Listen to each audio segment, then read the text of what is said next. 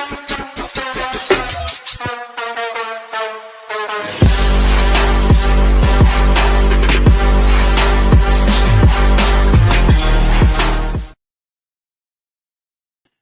welcome to the show. We're your host, Cohn and Jack Hammer, and we're going to be talking about all the things that the Niners said at the owners' meetings. It was interesting. They haven't put any of the quotes on their website yet, which would be helpful because we're not there.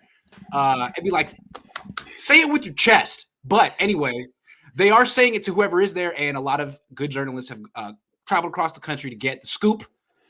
And, you know, Kyle Shanahan was much more forthright today than John Lynch is diplomatic. He doesn't really say anything. Kyle Shanahan came out first thing today and said, there's a reason we're trying to trade Jimmy. We kind of want Trey to be the quarterback. I mean, do I have to spell it out for you? I appreciate Kyle for that. But still, he didn't name him the starting quarterback. There's still some gray area. Let me ask you, Jack, do you expect Garoppolo to be at training camp? I really don't. I think that he's going to be off the 49ers or not. I do not expect that they are going to want him to be there. And I think that they'll likely move off of him before that time. Why? I think they're going to be trading to somebody. I have a feeling that he's going to become a Carolina Panther by that time. Wow. Why Carolina? They're the one team right now that has the ability to take on his salary cap as it stands. I do feel like they might want to bring him in and redo that kind of a deal. The other thing that might happen there, you've heard the rumor, people kind of floating it out there of a trade of Garoppolo for Darnold. So that they have a decent backup kind of that could happen, even though I think that's maybe a little more of a little bit more of a long shot, because I don't know if I want to, if I'm the 49ers, if I'd want Darnold to come back and have an $18 million cap hit this year that I can't roll over to next year. Yeah. I've heard that the Panthers are the last destination available. It seems like if it's not the Panthers, it's no one. I guess I'm going to take the other side. I'm a little bit more cynical than you. I don't think they're going to trade him. I don't think the Panthers are going to come through. They could, but I don't think they will. And so I do think he'll be there at training camp. I think they're going to take this to the end of training camp and try to showcase him in preseason to show that he can throw. I think if teams are hesitant now about trading for him now, they're going to want to see him throw. I mean, everyone said this is no big deal. This surgery is no problem. It has nothing. But teams are scared, apparently. So I think teams might want to see him. Some reports from training camp, maybe some throws in a game just to see what kind of arm strength does he have left. So I do think he's going to be at camp. I think they're going to have a quarterback competition. And although Kyle Shanahan came out today and said basically he wants Trey Lance to be the starter, it's not that simple. It's not that simple. And there's other people in the locker room. Jimmy Garoppolo is the unquestioned leader of this team. Ask any player. And so it's going to be Kyle's and Trey's job to convince the rest of the locker room that this is the right move. It's funny because I've switched my position on this a little bit in the last week or two since we talked about this before. Remember, I was the one who thought that this was going to be a quarter. I'm fine with it being a quarterback competition. I don't know if it's going to happen. I did find it when you listen through Shanahan's comments. It was funny because there was one point in which he was talking about Trey coming in and competing, and I think he was talking about Trey Lance, and in the middle of the response, or at the end of the response, he talks about Trey competing with Trey. So you could see it in his, he maybe lost himself a little bit there on that one. I almost thought he was talking about Jimmy halfway there at the end. So I guess that's the way I look at it is look, maybe best case scenario, they trade him to Carolina ASAP as soon as Jimmy Garoppolo is healthy. Saving that, it's possible what's happening is that the Niners are saying, dude, we could have traded you. You blindsided us with this surgery. They pretty much, they're like, look, we didn't know. We didn't expect this. There was a market. What the Niners could be doing here is be like, look, dude, we know what you tried to do. Joe Staley knows. He wrote it. He said, we know what you tried to do. You tried to sabotage the trade so you'd get released. You thought we wanted to use cap space this year. You thought you could choose your destination. You thought wrong. We are cool signing Charvarius Ward and sticking right there and focusing on special teams. We are cool keeping you. You know why? Because you don't have any guaranteed money. And what we're going to do is take this to August 31st. Try to trade you. Maybe someone will get hurt. If not, then we'll cut you. And there will be no starting jobs left. And you won't get any money. And you thought you played us, but we played you. And I almost feel like a little bit of that's going on. Like everyone's been talking about how Don Yee got over on the Niners. The Niners are like, oh, word? No, Did he? Don Yee did get over on him. Did he? Well, let's see how much money Jimmy Garoppolo makes this year, huh? Let's see. Because he's going to have no suitors because that's what the Patriots did with Cam Newton and Mac Jones. They made Mac Jones sort of prove it in training camp. They held on to Cam Newton just in case. And then right at the end, they cut Cam Newton, and Cam Newton had to wait a while for someone to sign him. And he had to go week by week with his game checks. No, you're right. I don't. It's just an interesting situation. I totally disagree that Don Yee won this thing. There's no way that they won. There's no way it's that not over yet, is it? No, well, I mean, they're staying right now. Yeah, well, if the 49ers don't, if all of this results in the 49ers not being able to trade Jimmy Garoppolo, it's going to cost him and his client money because he's not going to get $25.5 million cash this year. That's what I'm saying right here. Mm-hmm. Yeah. So it's like the Niners like, oh, you want to take us down? Well, you're coming down with us, baby. And it seems like the Niners kind of like cutting off their nose despite their face. You really going to hold on to Jimmy Garoppolo? You could get the cap space right now and get Stephon Gilmore or Tyrann Mathieu, but you're going to take this all just so Jimmy Garoppolo doesn't have anywhere he can start next year and he doesn't make any money. What's really important? But at the same time, the Niners, I can see it. That's what I think is going to happen. Save a trade to Carolina, which is the best case scenario. I think they cut him like right at the end of camp. They're like, oops, sorry, gave you a chance. Can't. Yeah. And if you want to come back for $10 million, that's great. We would love to have you as our backup. Yeah, and that could be the case. And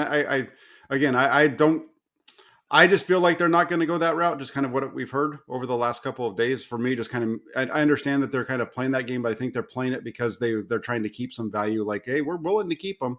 But yeah. I think there's been some discussions with Carolina, and I think in some ways the teams aren't. They're just not sharing that information outside of themselves. Okay, let's talk about that then. Jack is very confident that the 49ers and the Panthers are going to eventually pull off a trade for Jimmy Garoppolo. Let's explain why. I mean, of course, you're not predicting or anything. You don't have sources. But what makes you feel confident that this can happen, will happen? No, it is kind of a prediction because I did tell you that's what I think is going to happen. I mentioned that yesterday, that in my article yesterday, that I feel like Lance is going to be here and Garoppolo's not. Okay. The reason for Carolina to be the destination is they know that Sam Darnold sucks. Right? They know they need to upgrade that position. They have pick 6 in the draft. So the way that I see this playing out is that they're going to go through the draft, and the reason that they're going to wait until Garoppolo is healthy, they're going to they're going to get some idea of how Garoppolo can actually throw in early July once he starts working out and he shows that he can throw again.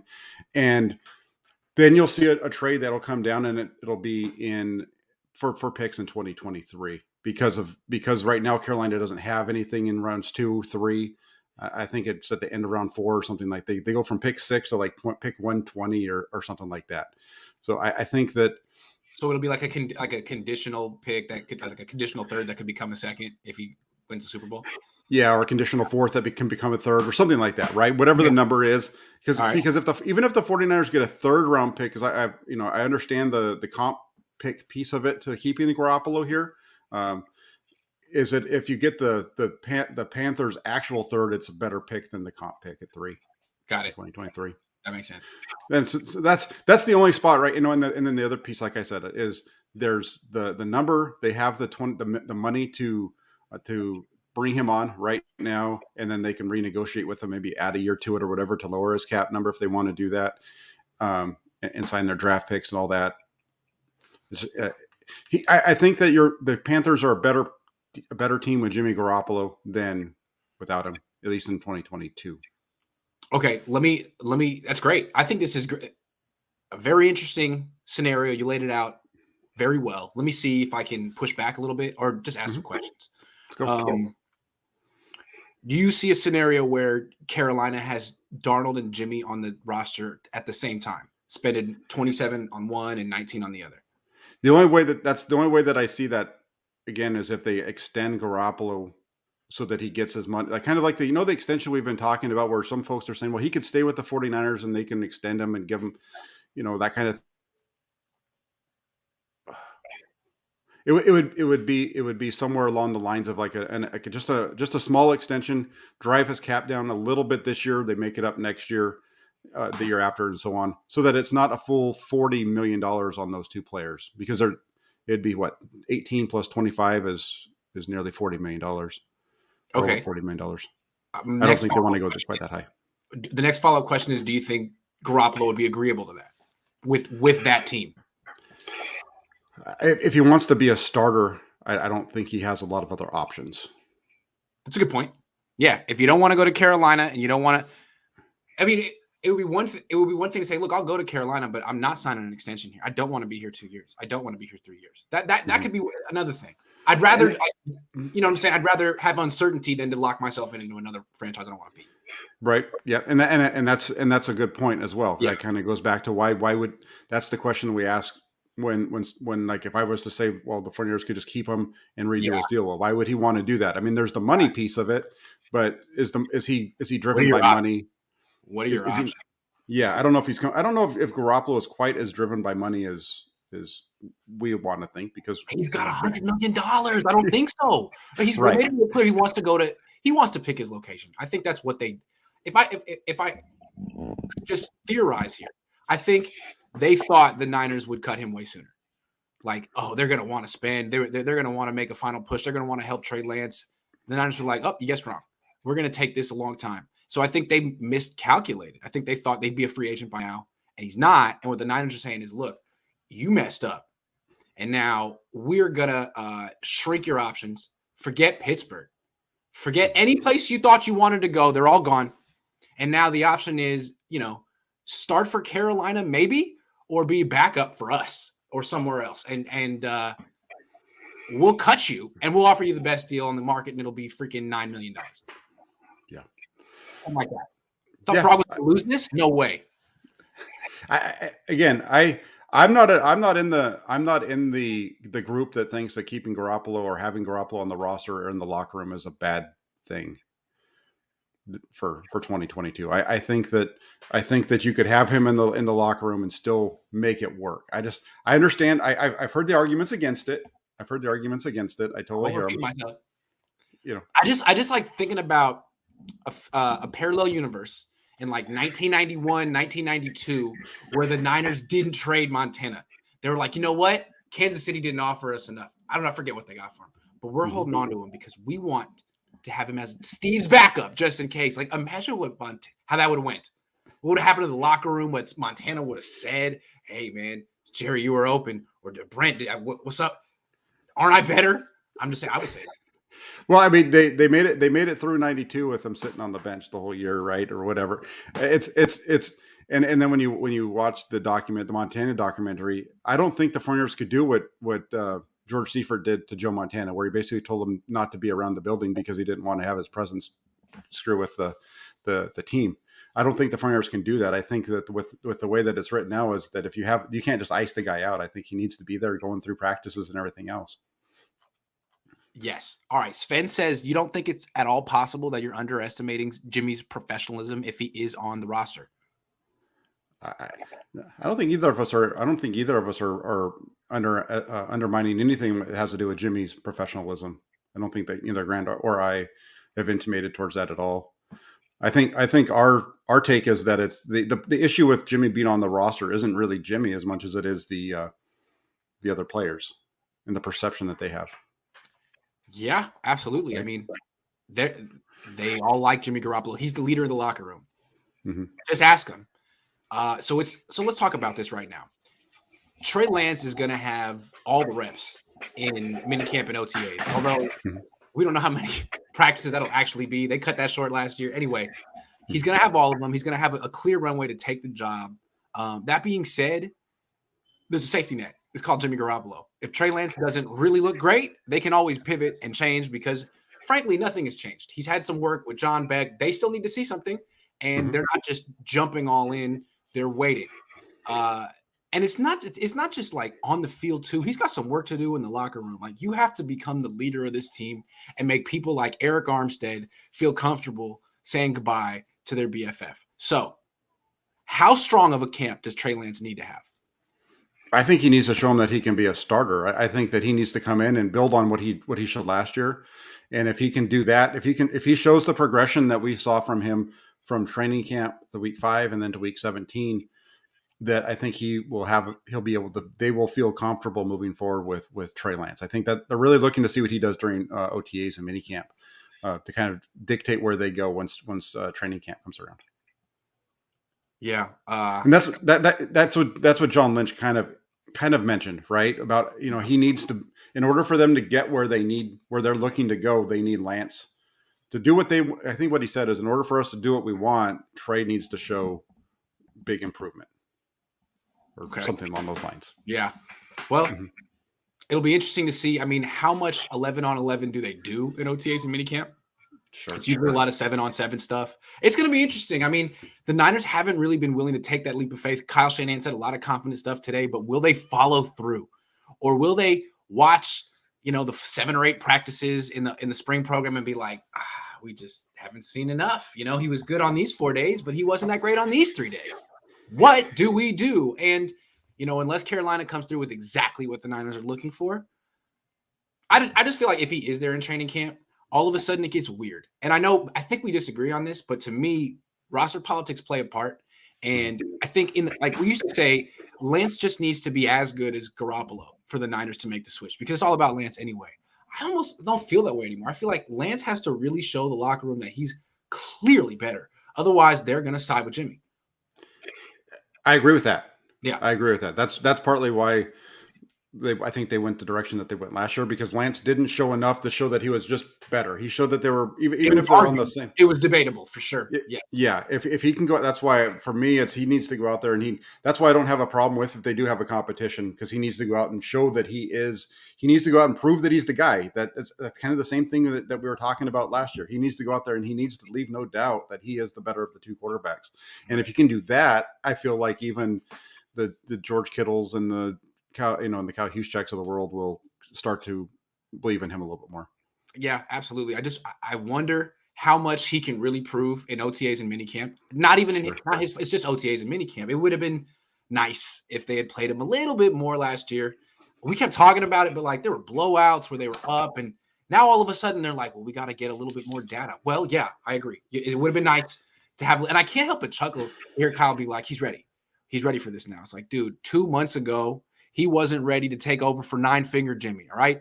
Jimmy 9 fingers and 1 shoulder was still, you had more confidence in him then than Trey. 2 months passed, and you're like, well, yeah, I mean, it's like, really? Like, I get that was the plan, but don't you see how I could be a little skeptical? Like, really, what made your attitude?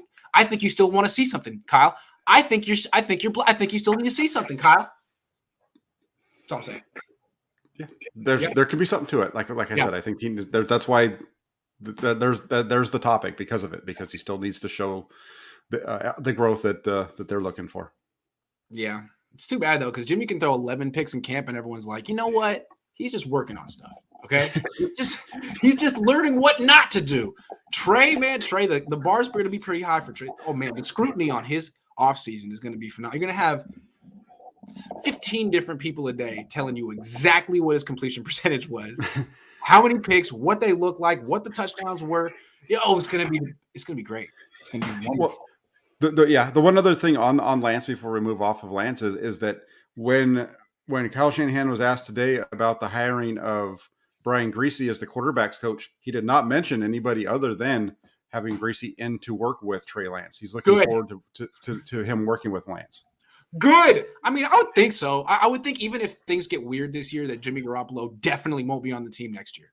And Kylie said, like, sooner or later it's going to be Trey's team. Like, yeah, like sooner than later.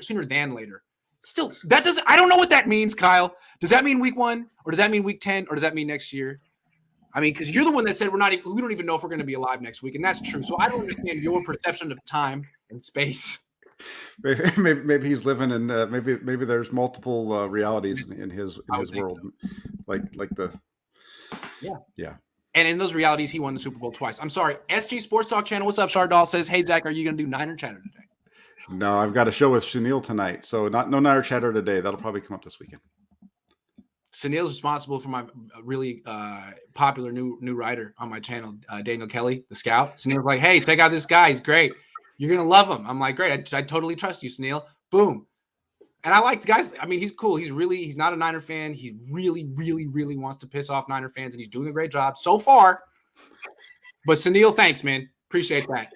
You didn't tell me at all what I was in store for, but hey, it's been fun so far. Scotty says, Matt Ryan, Kirk Cousins, or another quarterback were to get hurt in training camp preseason, what type of trade packages does Jimmy merit at that point?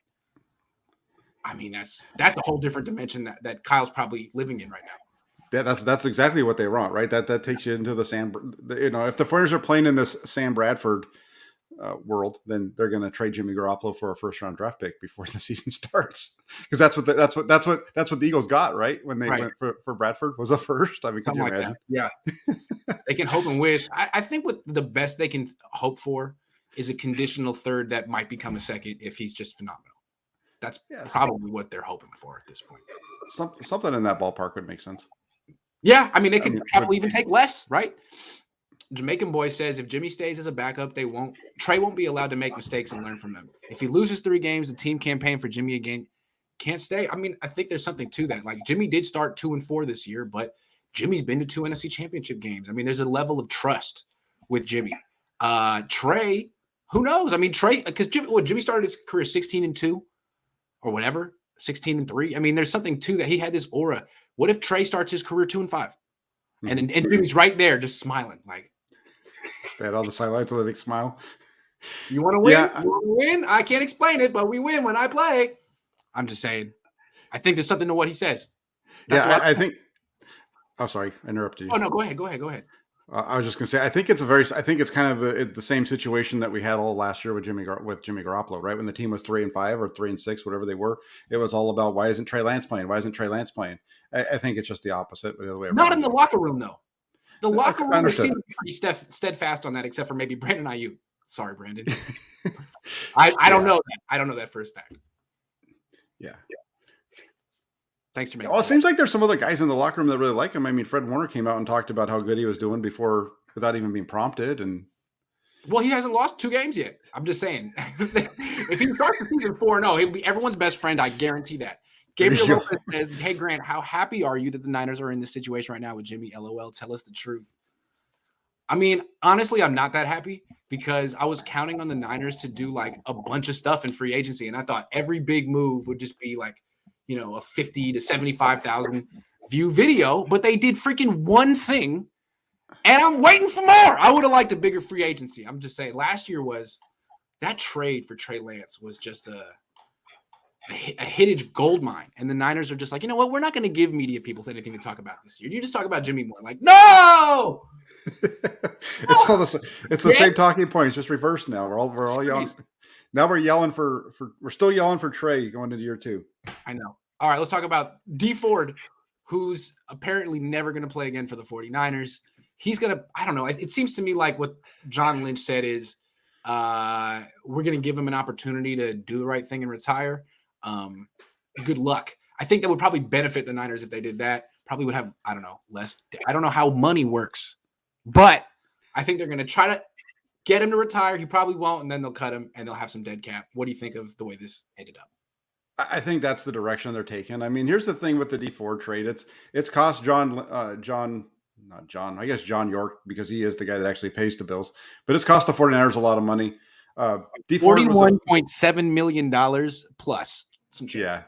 Ford was a big piece of 2019, but beyond that was a bust for them. It's funny when you go back and you look at some of the guys that the 49ers have spent really big money on: Dee Ford, Quan Alexander, Jerick McKinnon, just those 3 right there. They didn't really get a whole lot of them. I mean, Ford and Alexander helped them that Super Bowl year, but outside of that, it's been a financial mess. Maybe that's why they don't do anything in free agency anymore. Like the last 2 years, it's been Samson Ebukam, Travarius Ward, and that's it. Yeah, maybe John said, "Hey, Kyle, you're on financial timeout." Yeah, it was like, who the hell wanted Jerick McKinnon, Quan Alexander, and Dee Ford? Who said that? Don't talk for the next 2 years. I don't know who it was, but Dee Ford. I mean, really, like, I know he had his moments and he was helpful, and they went all in, and it was good to take a swing. They haven't been doing, but damn, dude, 18 games, like less than 400 snaps, 9 sacks, 10 quarterback hits, $41 million. This Parag usually doesn't let this happen, and I feel like he's not going to let it happen again. Him and Jimmy have really taken the Niners to the cleaners. I mean, there will be Garoppolos 300 years from now who are just stupid wealthy because of the Niners. They probably won't even know who the Niners were. Saying, yeah, they won't even know. They don't even know. Like, I think my great grandfather was like a sort of a mediocre quarterback that was kind of controversial at the time. But I don't know. He got hella money. So you tell me how bad he was. Oh, shoot. Thanks a lot. It was a lot of fun talking about you. I mean, he was like the Jalen Hurd of the defense. He was like, man, the idea. Yeah. That's true. There you go. I mean, but at least they got a little bit out of Ford. They got some out of Ford. They got a good amount out of Ford in 2019. But yes, other than that, he's definitely the Jalen Hurd of the defense. Sometimes I get questions, be like, "Do you think Jalen Hurd's going to come back?" Like, I don't think. Call me crazy. I don't think he wants to play football. What do you think? Yeah, I don't think so either. Or physically can't. You tell me. All right. The other, the positive side, Alex Mack is expected to come back this season. I still don't understand why they just can't say he's coming back. Like, but he's expected to come back, and I don't think they're gonna make themselves look like they don't know or that they're liars. So I'm taking their word for it. I think Alex Mack is basically 98% sure that he's coming back. What do you think? What does that mean? Yeah. For the offense? Well, I mean, if he comes back, that's a big boost for the Foreigners' offensive line because that's one less need that you need to fill right away. Then you can draft and develop for next year because I don't think if he's pondering retirement now, I don't think he's going to come back next year or for 2023. So I feel like it's a good thing for the 49ers in that he is coming back, and we'll see how this plays out. They've done this with other players in the past and traded them at the deadline. But this one's a little bit different, I think. Yeah, this is really important because the Niners are trying to act like they're being prudent. I know you're talking about Barry, but they're trying to act like they're business as usual. We don't stray from all. There's a reason we've been to the NFC Championship two of the last 3 years. This is how we do business. We're not going to stray from it because we almost made the Super Bowl or almost missed the playoffs. Fine. So they bring in one starter that everyone says they need at corner, and they improve their special teams. And they're like, good. See, there you go. We didn't do that much, but we're solid. But it's like, yeah, but now you got a needed left guard, freaking right tackle maybe, strong safety definitely, nickelback definitely, nose tackle potentially, and maybe center. So at least that's one. That's like not a sixth need that they created this year because they decided they didn't need $27 million in salary cap space. 25. Yeah, well, that's one of them. I feel like we're underselling the offensive line a little bit, given what they were able to accomplish last year with Tom Compton and so on and so forth. I feel like here's the way that I look at the 49ers. If Trey Lance is who the 49ers expect him to be, they're going to be fine. If Trey Lance isn't, then the 49ers are going to struggle. And that's with the expectation that he's going to be the starter, right? So if he gets hurt and gets sacked a bunch or struggles, it's his fault, even if the pass protection is bad. Well, I mean, that's the same thing we talked about with Garoppolo, right? Was that he couldn't stay healthy, but he's got to be getting hit to get injured. I just feel like when the 49ers, and that's why, again, that goes along with the reason why I'm okay with having Jimmy Garoppolo there, because if Trey Lance does get injured, you have a better backup than Nate Sudfeld. Poor guy. I don't know.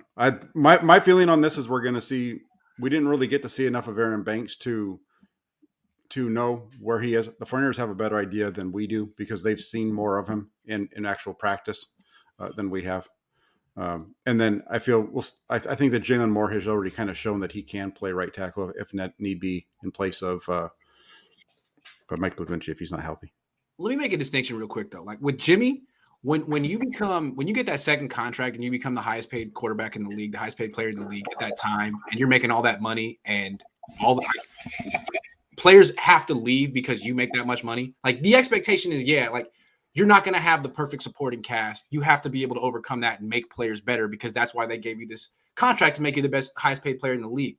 When you're a first-year starter, I'm not sure that the expectation is the same. You're not being paid the same. And I think the whole idea is since he's on the rookie deal, he doesn't have to make other players better. The other team can make him better, theoretically, if you actually use the money like the way the other teams with rookie quarterback, like the way Miami does. And he can graduate into that player who makes other players better, like Patrick Mahomes has. And all of a sudden, you can start trading players like Tyreek Hill. That's the progression I thought. That's why I think there's a difference in how you grade those two quarterbacks. I think that there's definitely you would expect a veteran to carry you more than a second year player. I'm not asking Trey Lance to carry him because I think that with Deebo Samuel and Brandon Ayuk and George Kittle, Right. Elijah Mitchell, he has weapons around him. I mean, obviously, and I can't forget Ross Dwelley as well, right? Coming back, so, we're going to talk about him. Don't worry, he's going to get his own segment. So obviously, I just feel like they have the talent around him where he doesn't have to carry him. I think that we've seen Shanahan do a good enough job of scheming things open. I mean, heck, come on. This is a team that could have been to the playoffs if Nick Mullins just didn't throw interceptions in 2020. True. Right. I mean, if you believe that Lance is closer to Garoppolo than a Mullins, then I think we're okay. Yeah, I mean the Niners were 3-3 with Jimmy in 2020, and it wasn't just him getting hurt. Like Deebo was out the whole year. I don't know. Yeah, no, you're right. You're right because Deebo was out, Kittle was out for an extended period of time. Yes. All I'm saying is everything is in out. place. Everything's in place around Trey Lance on offense, but it would be a shame if he got hurt like he did twice last year because the offensive line is like it's not like it's subpar. Now I know they've won a lot of games with Justin School and Colton McKivitz, but are you really going to win the Super Bowl with Justin School and Colton McKivitz? Like probably at a certain point, Chris Jones or Von Miller and Aaron Donald are going to overwhelm you like they've done. And if you want to win that like every other team with a young quarterback has made some additions in free agency, except for the Patriots who already have a really good offense to their offensive line. And the Niners are over here getting worse on it. And it's like, hey, Trey, go protect yourself. Like that's okay. I think you can. I think he does a very good job of that. But if he were to get hurt, I wouldn't be like, well, he's not the real deal. Should have been able to protect himself. Sorry, bud. No. Totally agree with you. No, if he was to get injured, I don't think that I wouldn't put it on him either. Now, when Jimmy gets injured, it's 100% his fault. I'm sorry. Well, and that's why I kind of stopped myself when I said that because the first injury for Garoppolo as a 49er in 2018 was his fault. If he hadn't been so stupid, that was 100% his fault. Yes, right. If he just ran out of bounds, he wouldn't have gotten hurt. So that's kind of why I was trying to stop myself short a little bit on that one as I was catching my mouth going a little faster. Joe Burrow getting his knee taken out was not his fault. Trey Lance getting his finger chipped probably wasn't his fault, but Trey Lance getting his knee, I mean, that was his knee sprained. Well, that was probably a combination of him and Kyle. Hard to say. Yeah, maybe. Yeah. I put that on Kyle using him as a running back. He has a freaking battering ram. All right, we Alex Mack. Please come back. Kyle's comments reflect the same overthinking that blighted this 2-time Super Bowls and NFC champ fails. From New Zealand. Hold on. Kyle's comments reflect the same overthinking that blighted his 2 Super Bowls and NFC championship fails. Yeah. Okay, go ahead. Well, what he's getting that there is getting away from the running game both years in the Super Bowl with Atlanta and with the 49ers. The NFC championship game, I don't blame that on him as much as I blame it on Garoppolo missing wide open receivers over and over again. I would say that he did get away from Deebo in the Super Bowl and the NFC Championship game. Like, go back and look at Deebo's. Like that's tough. That's like Steve Kerr forgetting to call plays for Steph Curry with Game 7 on the line in the fourth quarter. That's that. Understood. Yeah. Understood. George says that man Alex Mack. Hold on, that man Alex Mack like Jimmy Garoppolo. So it all depends on Jimmy. I don't think he's black quarterback. Mack is retiring because Trey's. Whoa, George. Wow. That's a lot to put on Alex Mack who you don't know. I wouldn't say any of that stuff. I don't know him like that. Yeah. Wow. Come on, man. I've heard that. I've heard people make assertions like that against Kyle Shanahan as well. I just don't get it. I think that's a big reason Kyle Shanahan wanted Trey Lance is he was like, oh, everyone thinks I have a freaking type and it's the white stiff quarterback. Like, I mean, I can make it work with that quarterback, but I like good quarterbacks too. I mean, what are you talking about? I think that's not good quarterbacks, but like talented quarterbacks. George says Jimmy G will lose that quarterback competition. The Niners will be smart to cut Jimmy G if they don't want to deal with embarrassment. George is pissed. Royally pissed. I like it, George. Thank you. Royally pissed. Royally. Mm-hmm. Royally. All right, let's keep going. Deebo and Bosa update. What did Kyle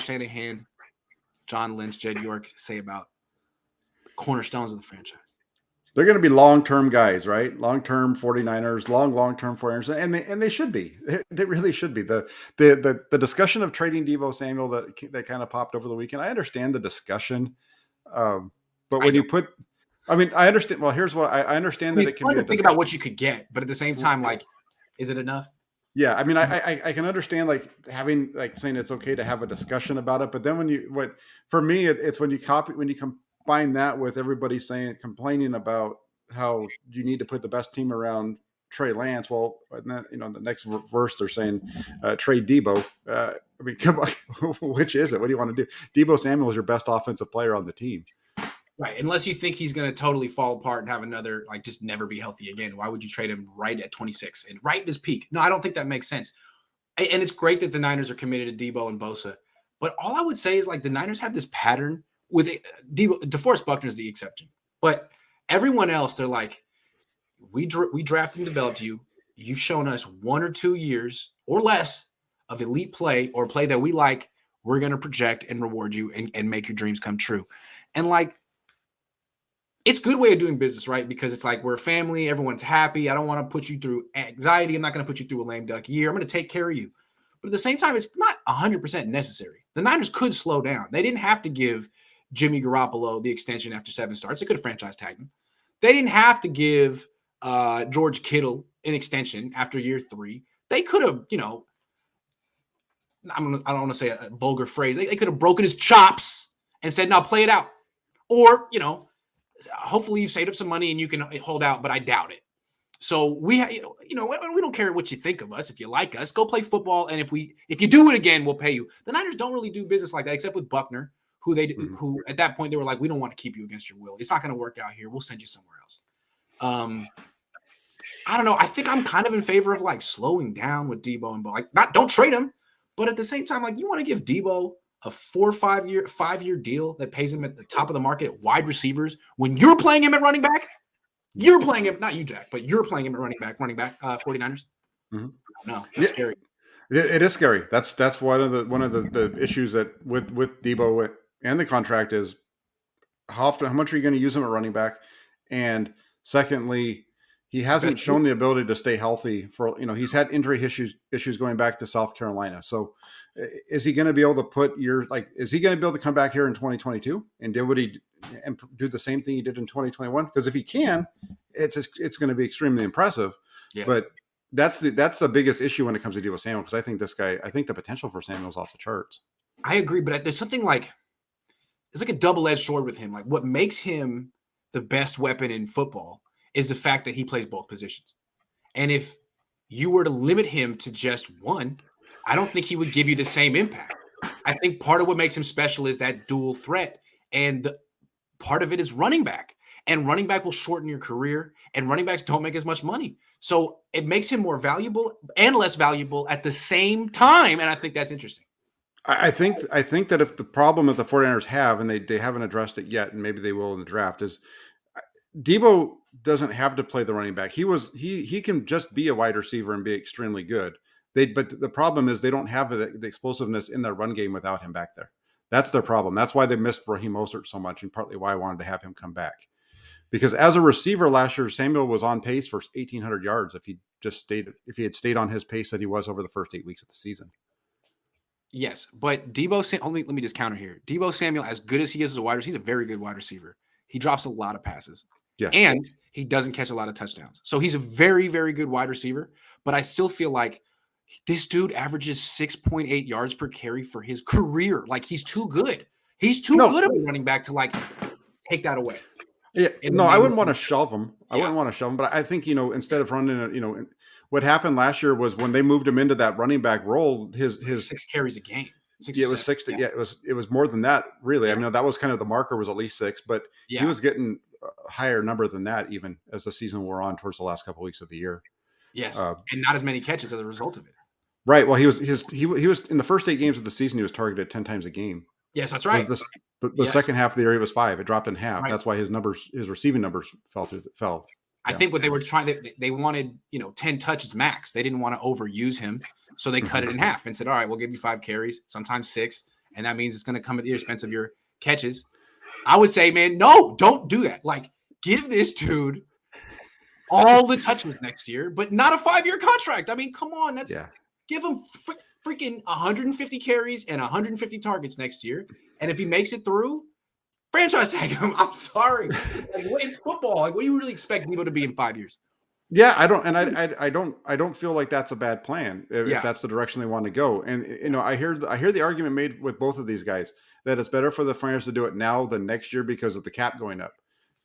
Do Debo and Bosa's agents not know that the cap's going up in 2 years? Yeah. Do you not think that they're when they're in these negotiations that everything is targeted towards the amount of money that their players should be making? When they have an idea of what that number is, they're not going to give the 49ers a benefit of the doubt by doing it now instead of waiting. Let's talk about Bosa, because with Debo, I kind of just want to go year to year just because to me, unless they're going to say he's not a running back anymore, I don't see the purpose of signing a running back to a 5-year, $120 million deal. Bosa's different. Bosa checks every box except for the durability thing. Mm-hmm. He's had 3 seasons in the league, 2 have been elite, 1 he missed entirely. Mm-hmm. What do you do there? He has a 5th year. To me, again, I'd like to just not extend Bosa this offseason. Wait 1 freaking year. Pick up his 5th year option, see what he does. And I know he'll get more expensive if he has another elite year. Think of it as paying to be sure. Because if he has another elite year, who cares what the price tag is? He's a great player at an important position, and you're not spending on Jimmy anymore. You can afford him, just pay for it and feel confident. Now it's like, okay, feel good, but is he going to get hurt? He's just still a little bit of a question because he only had 2 elite years as opposed to Trent Williams, who'd had freaking 8 or 9 when the Niners extended him. That's all I'm saying. Yeah, no, I agree with you. I think both of these guys are similar in that they both have history. They both have injury histories that predate their time with the 49ers. They both had injury. Yeah, he had the injuries at Ohio State. That's what high school too. In high school as well, and then they both missed. They combined played 9 games in 2020. That's right. And so they're both kind of in a similar situation. And I wouldn't have a problem if neither one of these guys were signed. Next year you put one on the 5th year option, the other one goes on to the franchise tag. But that's not how the Niners do business anymore. They're going to take care of their guys, right? Generally, I mean, generally that's the case. I don't know what the franchise tag would be next year, but it seems like it's going to be pretty high when you consider the new receiver deals that are being signed. The Niners always talk about how they're a family, and it's great. But this is where you might want to be a business. If you think like a business, 5-year contract for Deebo Samuel, think about it. But I think Parag thinks that way. It's really Kyle who overrules him. It's like, need him. It's like, we need Jerick McKinnon. Like, okay, Kyle, I will get you Jerick McKinnon this one time. That's it, though. Uh-huh. Or Trent Williams when he did it with Trent Williams too. He did. Waruna says Debo to Lynch. Hey, John, can you reconsider when extending Grant's press pass this year? I'm just the messenger. Don't even put that thought out there. Michael says if there's a quarterback competition, Jimmy will try to do some of the same throws. Yeah. Jimmy can't make those throws, man. You see, Jimmy can't throw the ball as far as Trey if he doesn't have anybody there, and he does the javelin run up to make the throw. They didn't call a lot of deep passes for Jimmy last year because they were trying to play to his strengths and trade him, but they called him in training camp just to see. And Jimmy, man, he just throws it as high in the air as he possibly can. Do you remember that? I don't know. He was just like, what the hell was that? I was like, that was a pop-up. Man, don't take that page out of the playbook. Not happening. All right, last thing. A wonderful thing happened yesterday. 49ers re-signed Ross Dwelley. I love this move. I really wish they would use him. I mean, they're so committed to him. They won't let anyone else get him, but they don't use him. It's like it's like you can't have him, but we're not going to use him either. I don't know. I think Ross Dwelley does certain things well, and the Niners don't feature any of them. I don't get it, but they like him. Like, he's a very important part of their special teams blocking unit. They can't live without him. But on offense, they're like, no, not today. I don't get it. Yeah, they did that. It's like ridiculous. Yeah, they did to both of their tight ends, backup tight ends, Ross Dwelley and the other guy. They did it to both of them. I think combined they only had 11 targets in 16, 17 games last year.